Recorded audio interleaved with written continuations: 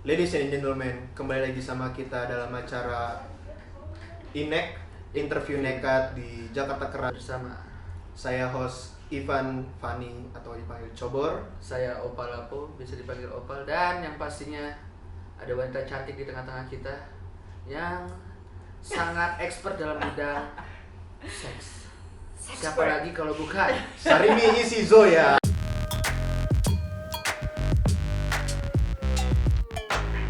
Isi Zoya, rasanya ngejepit. Ber. Nah, mungkin di antara teman-teman masih banyak yang belum tahu siapakah sosok Zoya Amirin ini. Nah, mungkin kita persilakan dulu untuk Kak Zoya memperkenalkan dirinya kepada teman-teman di luar sana gitu. Sebenarnya siapa sih Zoya Amirin itu? Oh, oke. Hai. Hai. Saya Zoya Amirin. Saya adalah seksolog klinis perempuan pertama di Indonesia.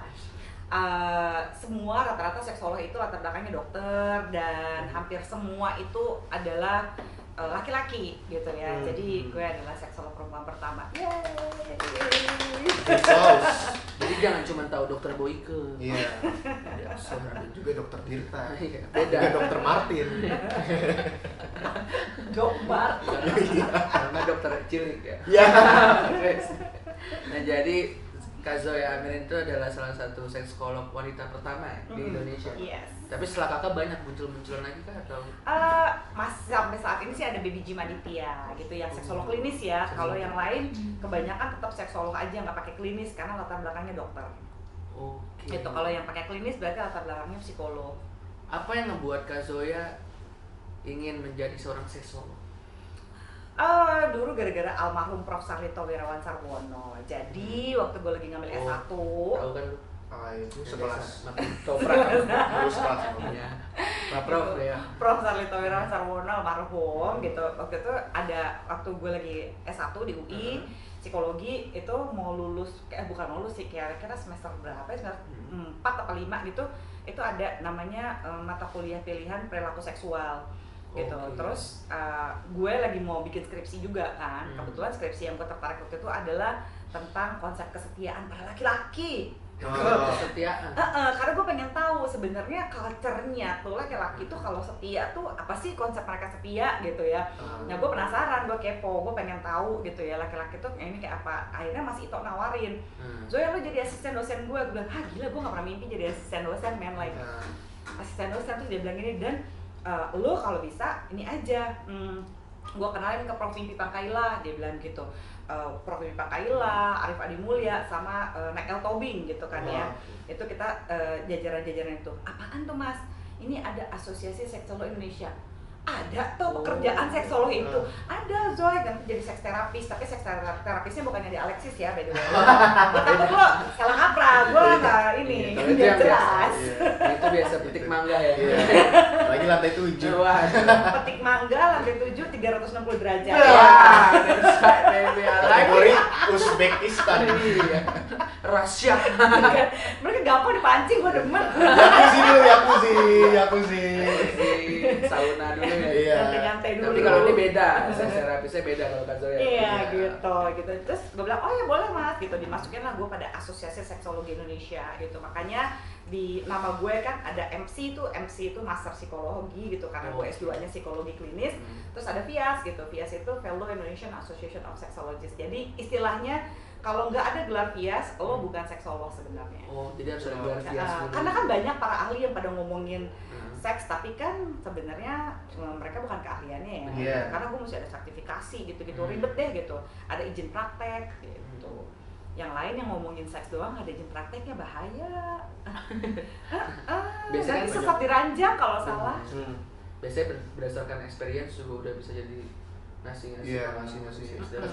Iya kan ada yang suka begitu, padahal karena dia F-boy gitu ya, terus dia boleh ngomong fuckboy nggak sih di sini? Boleh. Karena di sini kan kita udah pernah bahas fuckboy ya, yang jelas-jelas di atas fuckboy. Jadi kalau mau ngomong tentang fuckboy, it's okay, kita nggak ada masalah sih. Mau ngomong apapun di sini bebas. Iya kan, takutnya kalau lo misalnya nggak punya sertifikasi, lo nggak jelas gitu ya, ternyata lo adalah fuckboy, terus lo ngomongnya berdasarkan pengalaman lo kan, halo pengalaman pribadi lo belum tentu bisa digeneralisasi terjadi sama semua orang kan. Gitu. Itu sih bahayanya. Jadi emang seksolog ini lekat hubungannya sama psikologi manusia juga ya Kak? Iya, kalau misalnya seksolog klinis itu benar-benar sama psikologi manusia, sama perilaku seksualnya gitu. Kenapa sih lu bisa jatuh cinta? Kenapa sih cinta itu sama seks bedanya apa sih? Kalau ada cinta sama seks enak apa enggak sih gitu? Standar enaknya setiap orang beda apa sama gitu. Nah itu ada penelitiannya semua gitu. Semua ada penelitian. Ada. Pasti. Tapi pasti nggak itu? Itu pasti lebih ajak. Jadi lu jadi bisa menjelaskan kondisi-kondisi yang terjadi sama lo kan gini. Kenapa ya gue jatuh cinta sama yang ini? Kenapa gue horny sama yang ini tapi nggak sama yang ini ya? Kan gitu. Kan silaturahmi kelamin tuh complicated kan. Yes, right. Selamat pagi. Halo, aku mau masuk boleh. Ada konsensual ya kan, silaturahmi kan izin dulu, masa lu main nyelonong gitu. Nggak mungkin kalau main nyelonong digeplak dong, kan? Itu pentingnya silaturahmi kelamin ya. Jadi emang harus pamit, izin. Ya. Misi ya masuk gitu. Asal jangan cuma assalamualaikum doang. Iya. Assalamualaikum doang.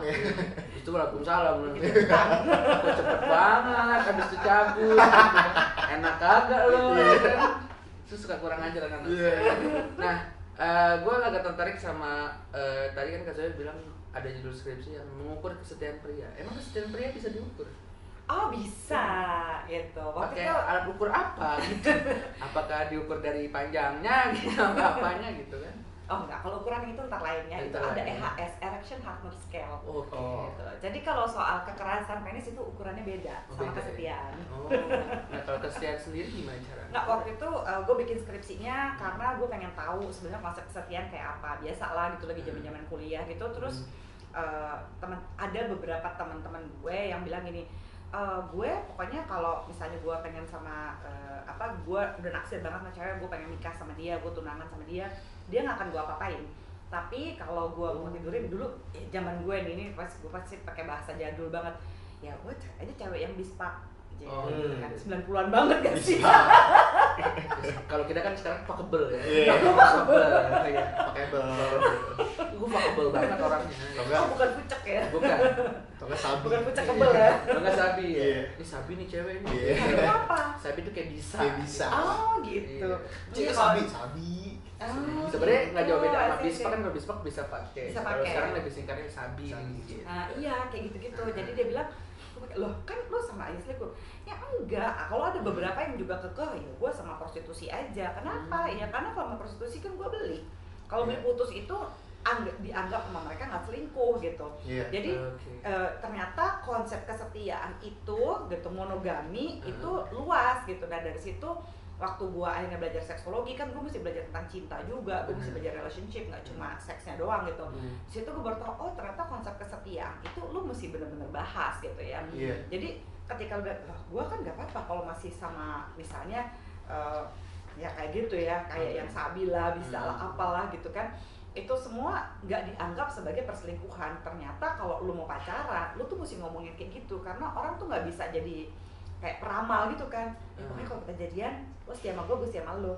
Eksklusivitas tuh ternyata lo mesti dibahas banget. Kalau itu sih penelitian gue S1. Cuma lebih seru S2 sih kalau menurut gue ya, karena lebih spesifik. Kalau pas S2 gue pengen tahu apa yang dipikirin laki-laki sama perempuan pada waktu dia hubungan seks pertama kali. Nah itu jadi risetnya bagaimana? Apa ya ditontonin dulu dalam? Tapi itu intensnya kalau udah menikah atau?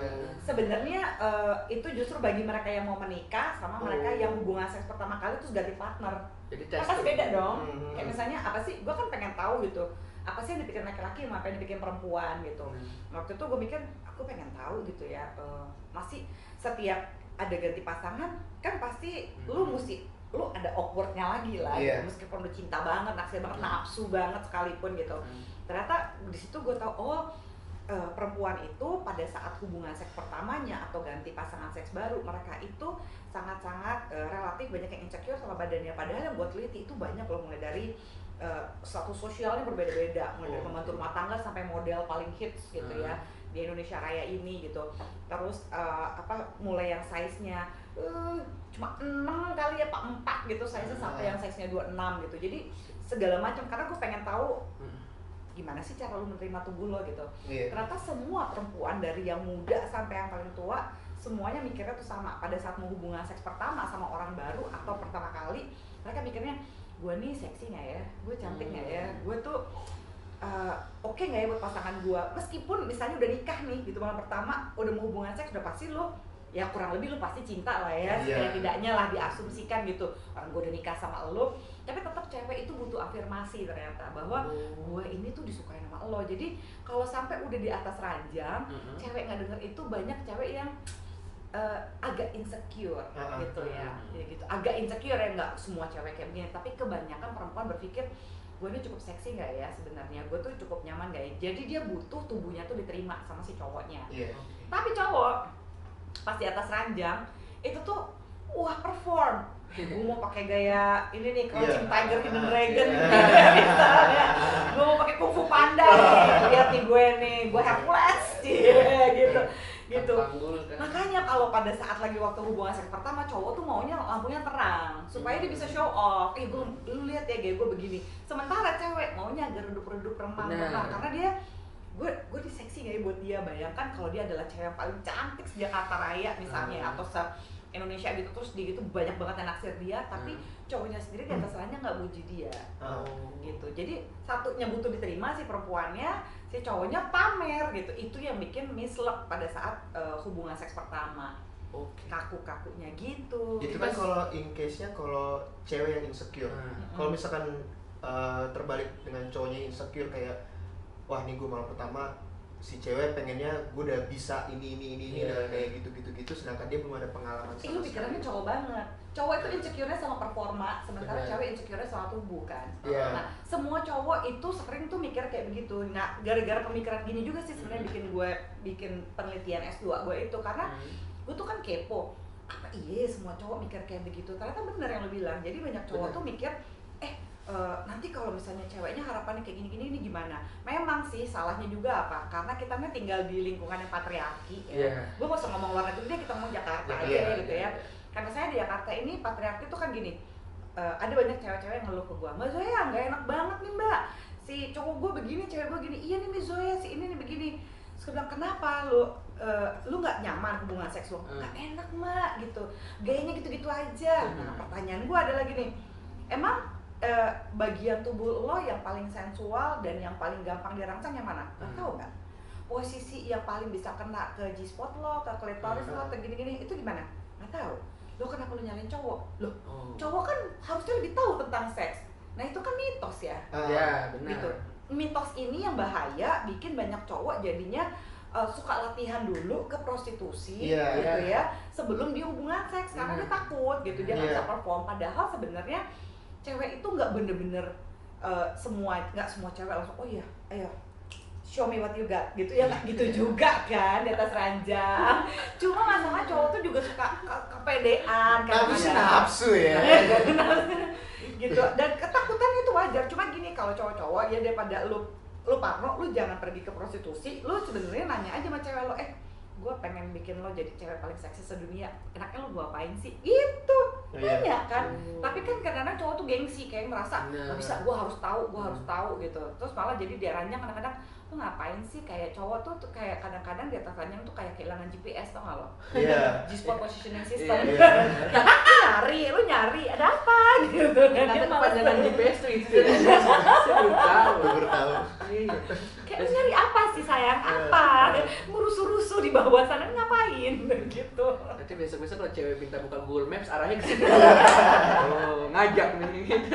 Tapi ini nggak, kalau misalnya di kayak malam pertama nikah, si cowok karena dia belum pengalaman banget dan belum tahu G-spotnya si cewek ini area sensitif gitu, jadi nggak langsung melakukan seks, tapi kayak mungkin mandi bareng dulu gitu. Iya.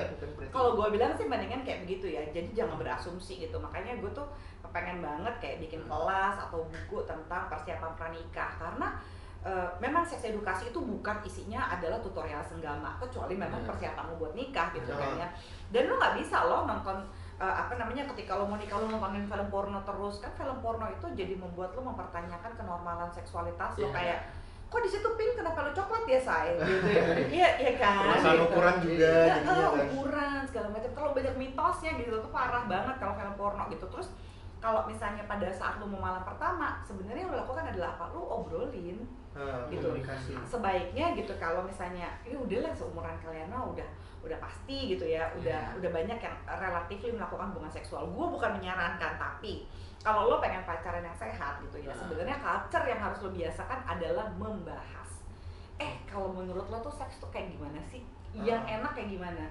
Kalau yang belum tentu ya, lo sering melakukan hubungan seks sudah pasti enak juga belum tentu.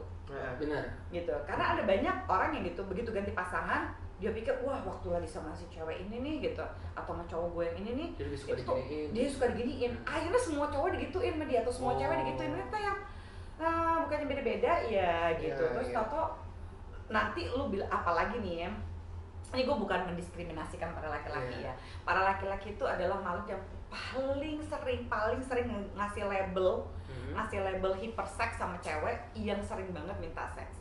Padahal ya kan hiperseks juga belum tentu ini, cuma jadi gini laki ya, kalau ceweknya tuh sering banget minta hubungan seks, terus mereka nggak bisa menuhin, mereka tuh langsung ini, gila kamu hiperseks sayangnya.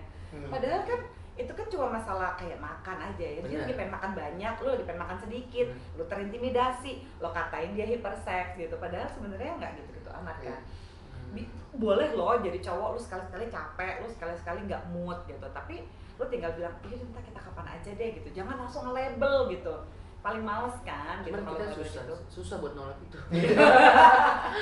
Tapi sebenarnya for now, yang paling susah adalah lu nggak nolak, lu kepengen, begitu lu lagi mau hubungan, lu ngalamin nggak dalam performa yang bagus, tato lu set gitu, lu capek, tapi lu kepengen, lu maksain diri lu. Biasanya apa? Di tengah-tengah tuh flaccid, apa sih penisnya tuh tiba-tiba set rata, flat aja gitu ya? Flat aja, kan mampus kan gitu. Dan jangan juga langsung cari obat-obat kuat aceng aheng ke pinggir jalan.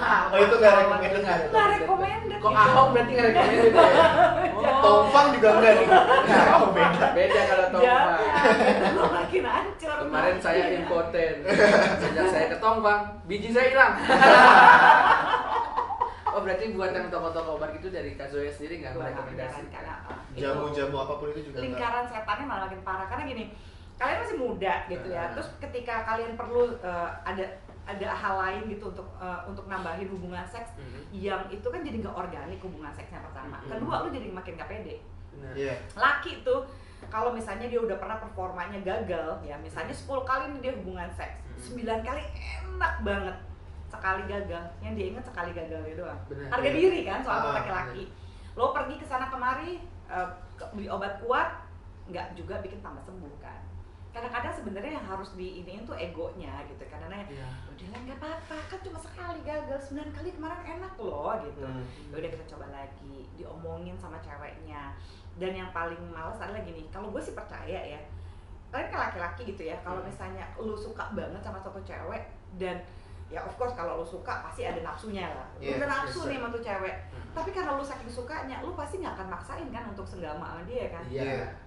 Karena lu gak mau kehilangan dia gitu, senafsu-nafsunya. Makanya gue suka bilang sama cewek-cewek nih, terutama bagian nonton ini, kalau sampai ada cowok lo gitu ya, dan dia bilang sayang sama lo, dan dia minta bukti dengan cara, lo masa gak mau nge-seks sama gue sih, kita kan udah pacaran lama, kita kan udah gini. Gue sih yakin dia gak cinta banget lo. Karena cowok gak mungkin mau maksa kehilangan kan. Lo pasti akan ngikutin timingnya dia kan, alurnya dia. Oh kalau dia masih mau nunggu ya udah, gue tungguin ya nggak. Cuma dibandingin cowok sama cewek, tingkat kenafsuannya tuh lebih gede banget. Benar. Oke, kalau misalnya kalian masih, misalnya bagi mereka yang umurnya masih 21 tahun ke bawah, ya masalahnya kalian itu kurang lebih bereproduksi sekitar 2-3 jam sekali. Ketika kalian bereproduksi gitu spermanya, itu sih yang bikin jadi ini banget gitu ya, geremet terus, cowok-cowok perjuangan kucing mau kawin tuh ya, bilangin kemana-mana tuh. Dan kalian itu, ya laki-laki itu kecepatan sperma kalian yang sehat itu 40 km per jam loh. Itu cara ukurnya gitu. Itu bukan hanya kali andrologi. Besok diukur Diukur 200 km. Enggak 200 km juga. Jangan sembalak gitulah, jangan sembalak abis. Dari Ciledug tiba-tiba munculnya ke Cipularang. Nyampe Majalengka. Berarti yang prosesnya kayak cuman ngelepeh gitu tuh gak bagus deh.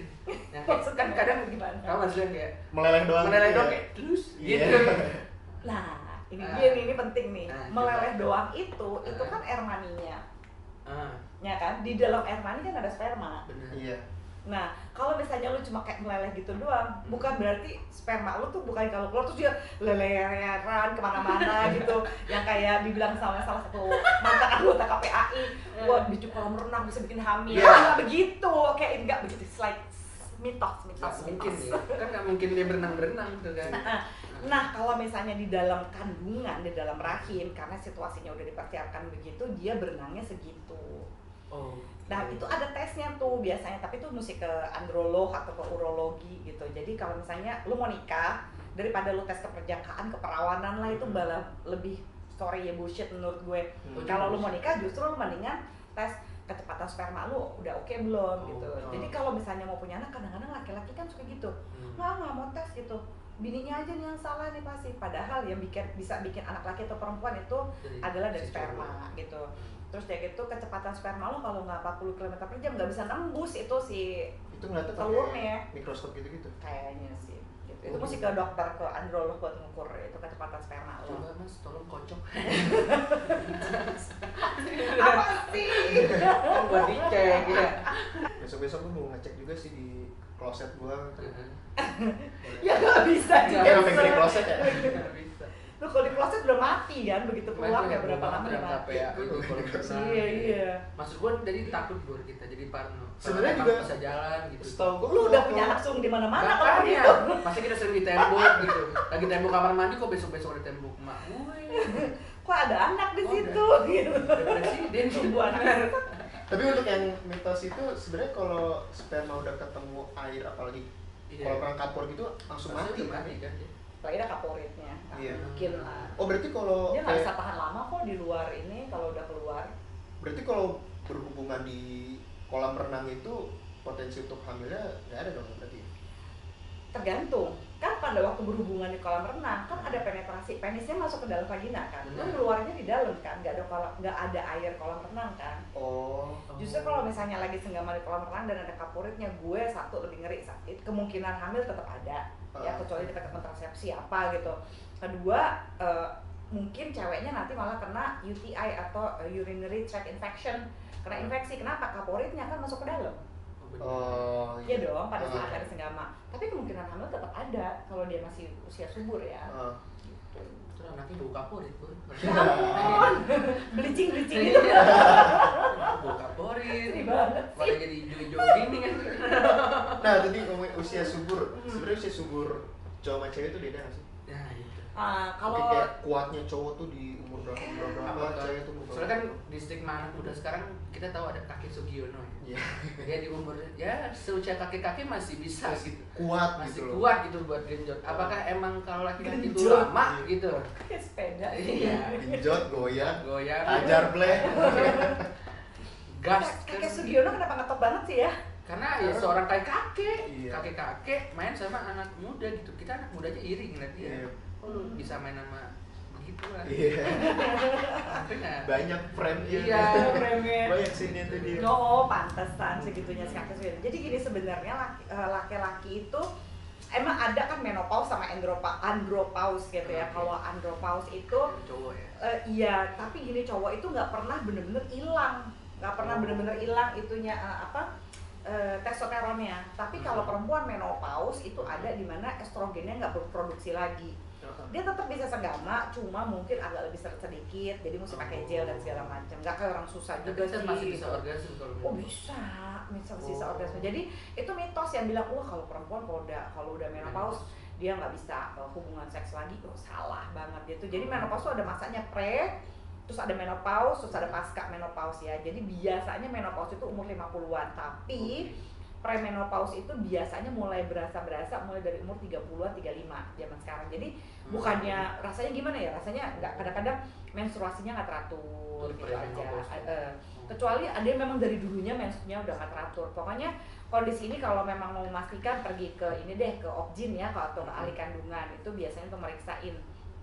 Nah kalau premenopause itu dia udah ngerasain kayak ada beberapa yang oh kok mensnya udah mulai nggak nyaman ya, nggak teratur dan sebagainya biasa gitu. Tapi yang namanya menopause itu dia sama sekali tidak berproduksi estrogen lagi. Biasanya itu setahun dia nggak main sama sekali gitu, jadi artinya dia udah nggak bisa hamil.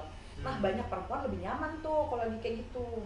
Salah satu peraturan pemerintah gitu yang sebenarnya ngomongin tentang nggak boleh BDSM, nggak boleh oral sex, nggak boleh ini. Kemudian peraturan macam apa yang ngomongin kayak begini gitu kan? Itu fantasi masing-masing. Iya. Ya artinya itu kan kebebasan manusia. Ngapain sih itu pemerintah ngatur-ngatur urusan ranjang kita gitu kan ya? Toh kalau misalnya ada penyimpangan kan udah jatahnya kami nih para psikolog dan psikiater gitu ya dan seksolog gitu, kita bisa atasin. Ngapain sih mesti ngerepongin kayak gitu loh maksud gue. Itu kalau misalnya soal kayak penyimpangan apa segala macam ya kan gitu. Jadi sebenarnya nggak usah diatur-atur. Harus apa? Itu seks bebas gitu. Jadi seks bebas itu sebenarnya adalah kebebasan lu untuk milih sama siapa, kapan, di mana. Ya. Itu sesuai individu lu, tanggung jawab lu kan gitu. Nah, lu tuh cuma masalahnya kita itu lupa ya. Gue ingat almarhum Fuad Hasan dulu ya pernah bilang gini, sebenarnya kan kita itu bebas untuk bertanggung jawab, bukan bebas dari tanggung jawab. Iya. Culture itu yang kadang-kadang orang tuh nggak ngeh. Gue ingat banget tuh dari zaman gue kuliah, Pak Fuad tuh udah bilang sama gue, Zoya jangan lupa, kebebasan itu tuh keren sebenarnya, dia bilang gitu. Freedom itu tuh keren, tapi lu mesti jadi anak gitu ya, kita mesti budayain culture yang budayain kebiasaan bahwa kita tuh bebas loh, karena kita bebas mau jadi orang yang bertanggung jawab. Benar. Bukan bebas dari tanggung jawab kita gitu. Jadi itu yang paling penting. Gak apa-apa lu hidup bebas, hidup freedom gitu, tapi tetap ada tanggung jawab. Iya, lu jadi orang yang responsible kan, asik, keren gitu menurut gue gitu. Berarti base-nya juga itu kita harus seks bebasnya sebenarnya. Harus paham dengan seks edukasi kan? Iya. Karena kan juga di Indonesia sendiri sex education itu masih hal yang tabu. Iya, tabu banget. Terutama kayak coba kalian aja yang brutal mau ngomongin. Nah, terutama apalagi kalau misalkan cewek yang mempelajari itu benar-benar dianggapnya kayak lu sabi lu ya gitu-gitu loh, itu kan. Sedangkan kalau menurut Kak Zoya itu gimana tuh kalau misalnya? Gue sendiri aja sering dilecehin, udah kayak bintang film porno gitu kan ya. Paling sering gue kalau misalnya gini, aduh setiap ada kata seks keluar dari mulut Kak Zoya tuh kayaknya rasa gini, lah gue seksolo men, masa gue ngomongin mobil nggak mungkin kan? Jangan. Main nama knalpot dong. Saya dia ngomongin judi ager, nggak mungkin anjing. Masa tarik cupang? Makanya itu jangan aneh juga, aneh-aneh netizen. Kesel gue. Kel. Gue mau ngomongin apa? Gue seksolo. Ada begini, gila udah tua juga masih ngomongin seks. Gimana ya? Justru yang udah tua kita belajar dari situ. Kan udah asam garam kan udah banyak. Asam garam, asam cuka, jamblang udah nyoba. Puun, puun, tepun, bukan puun lagi puun. Udah belajar udah yang amis-amis malah. Bukan asam lagi. Dari harumnya pandan ya, habis. Dari wangi pandan sampai wangi kerang tuh tahu. Ada nggak sih bau tiang? Iya sih. Kali aja. Matahari kelamaan. Gila aja dia kan perengus. Iya. Orang besi kan. Gitu kan tadi seks bebas ya. Tadi seks bebas sama seks beresiko. Kalau seks beresiko itu beresiko terhadap kehamilan, infeksi menular seksual dan HIV/AIDS. Gitu. Jadi sebenarnya kita bilang sebagai seks bebas itu bukan itu gitu. Jadi yang kita harus hindari adalah perilaku seks yang beresiko. Tapi setiap orang harus punya kebebasan untuk bisa bertanggung jawab terhadap perilaku seksualnya. Harusnya begitu. Seks positif. Gitu. Seks positif. Ngebahas tentang sex education. Harusnya sex education itu ditanamin dari umur berapa sih, Kak? Kayak harusnya dari kecil lu udah tahu tentang sex education. 3 tahun. 3 tahun. Jadi waktu dia masih di PAUD udah kita kasih tahu. Tapi bukan berarti di sex education itu nonton bokep kan? Bukan. Nah, bukan. Sex education bukan tutorial segala. Nah, itu. Jadi yang mungkin di stigma orang-orang Indonesia gitu ya, terutama kita nih rakyat kita kalau ngebahas tentang sex education dia udah langsung ke prakteknya gitu. Padahal sex education sendiri kan luas kayak. Luas. Nah, kalau tadi Kakak bilang dari umur 3 tahun, dari anak umur 3 tahun kan diajarin sex education itu gimana? Sex education untuk anak 3 tahun itu adalah diajarin dia menerima tubuhnya apa adanya. Kayak misalnya gitu, nak, kalau ada yang megang kamu di bagian tubuh manapun kamu rasa nggak nyaman, kamu boleh protes. Itu sex education. Iya. Ya. Anak umur 3 tahun itu mesti belajar kencing, kayak anak laki-laki mesti belajar itu pointingnya kemana ya, arahnya kemana. Kalau nggak dia beleberan kemana-mana. Kan ya. kita kalau SD suka nulis nama ya. Iya. Sama graffiti kadang-kadang. Itu sex education. Sex education juga. Bener seni art gitu. Semuanya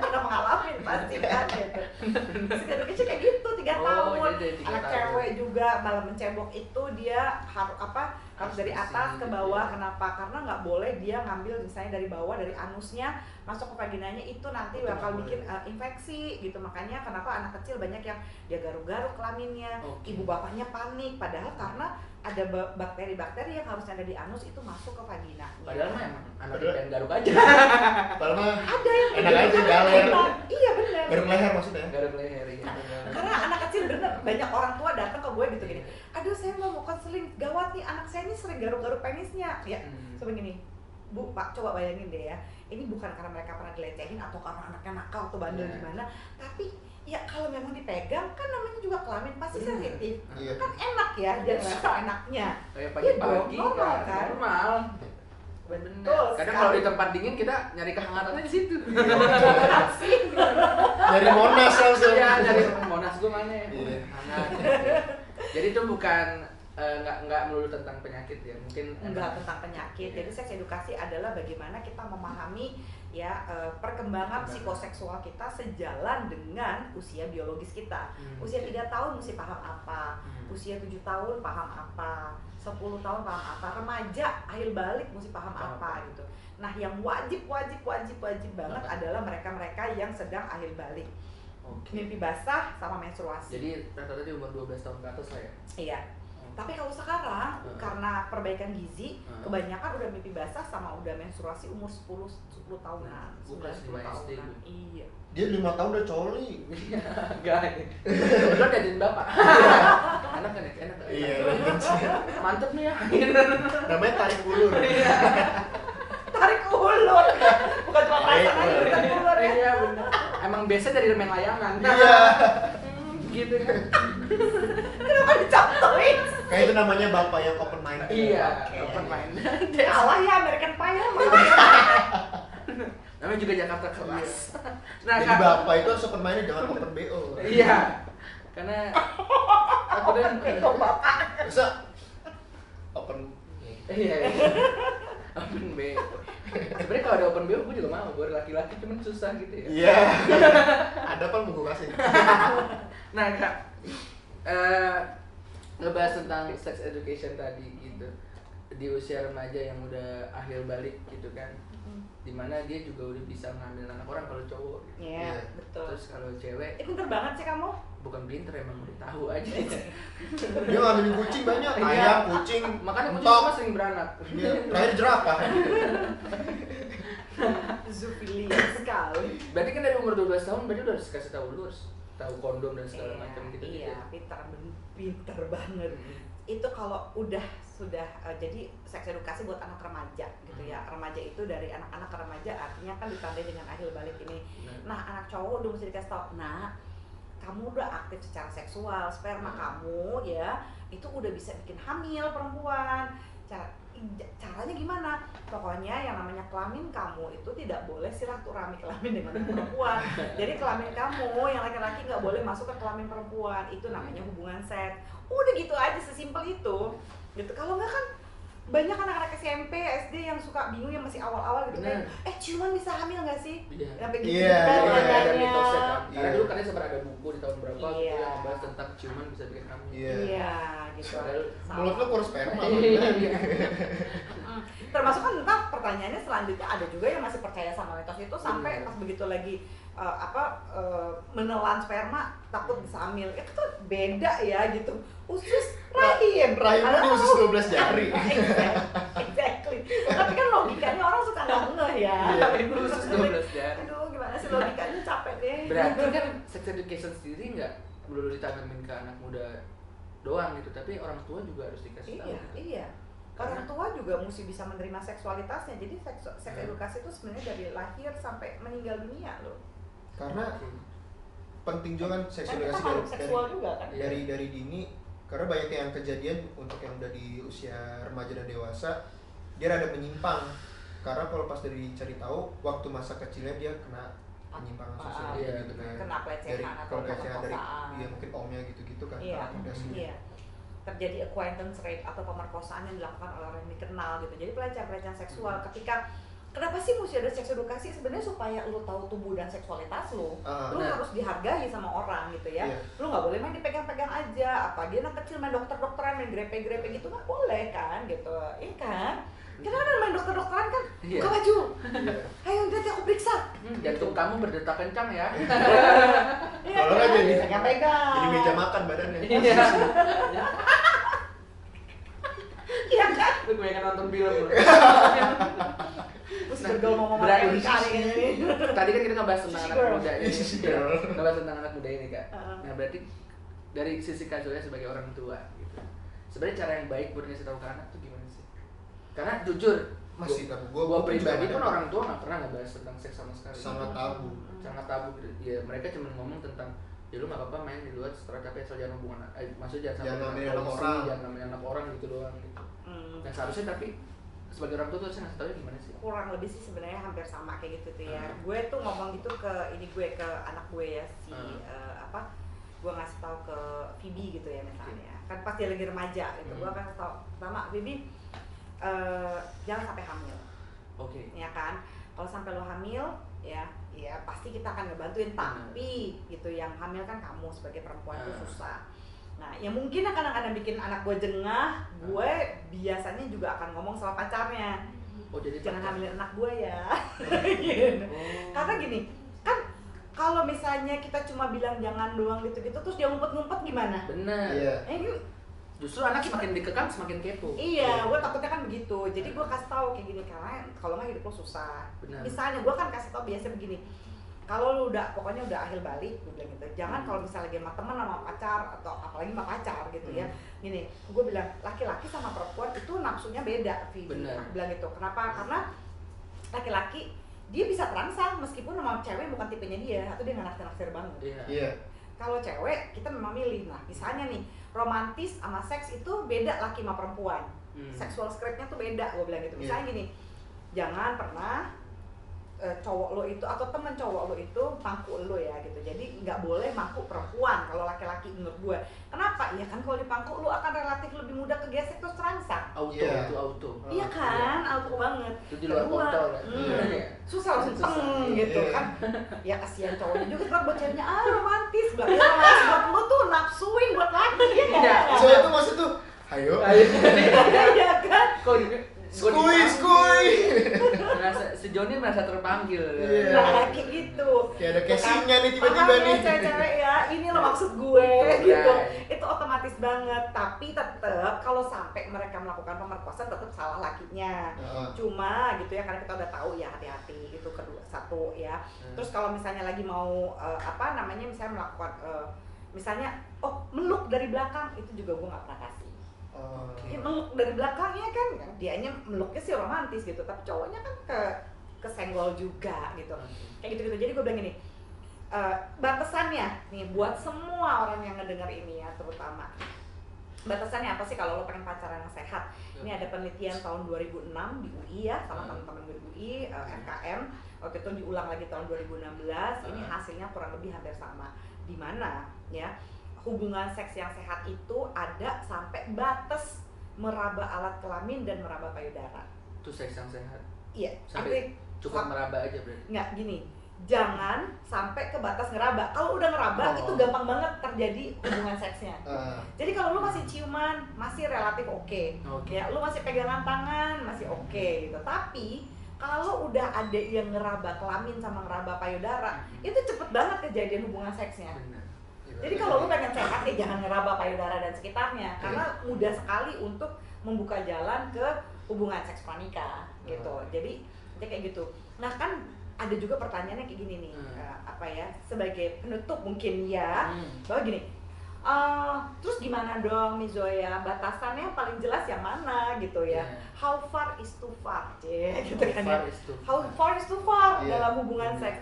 Sebenarnya gini, kalau lu nggak kepengen aneh-aneh, lu nggak pengen kejadian apa-apa gitu ya, dimanapun bagian tubuh lu, kalau lu nyentuh atau lu ngeliat ini apa, pokoknya lu disentuh sama cowok atau cewek yang lu suka, lu terangsang tuh kayak lu merinding, kayak lu naik halilintar terus jatuh tuh yang gitu kan semuanya ya. Kalau lu udah ngerasain itu, lu stop di situ. Kan ada yang kan namanya juga naksir, boleh pegang rambutnya aja udah Iya. kesetrum, ya kan? Ini tadi udah Dipegang bulu matanya kesetrum, Iya. ya kan? Nggak tahu kan, Iya, gitu. iya. Disenggol gitu kesetrum gitu. Pokoknya kalau lu kesetrum di bagian tubuh itu, lu stop sampai di situ, gitu aja.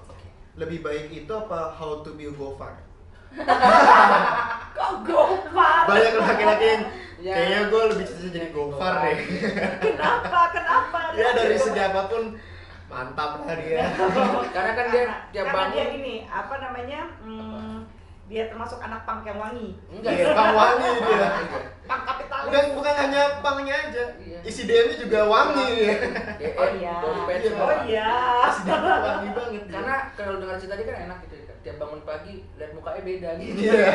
Yang ini Romla. Iya. Besoknya Ipe gitu. Iya. Enak gitu. Enak gitu.